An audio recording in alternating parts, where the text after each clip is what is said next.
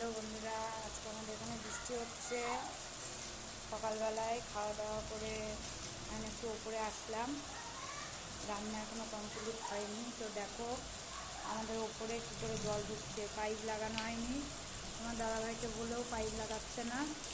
তো কী করে জল ঢুকছে দেখো, এরকম নিয়ে চলে আসলো। দেখো পাইপ লাগানো হয়নি, ঘরের ভেতরে জল চলে আসে। দেয়ালটাও নষ্ট হচ্ছে, এত পাইপ লাগাতে বলি তাও লাগায় না। বন্ধুরা কেমন বৃষ্টি হচ্ছে, আর গাছে আম দেখো কত কষ্ট বুঝিয়ে দাও। এত বলে দাদা ভাই ইয়ে লাগায় না, পাইপ লাগায় না, এখন আবার বলছে বস্তা দিয়ে দাও। আমি বুঝবো কেন? দেখো কেমন বৃষ্টি হচ্ছে আমাদের কালীতলায়।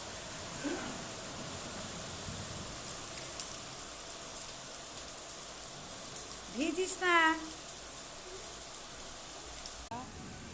ড্রাগন গাছ এখান থেকে ফুল হবে না আবার ইয়ে বেরোবে জানি না। ফুল হবে, ফুল হবে। যে ড্রাগন গাছ এখান থেকে ইয়ে হবে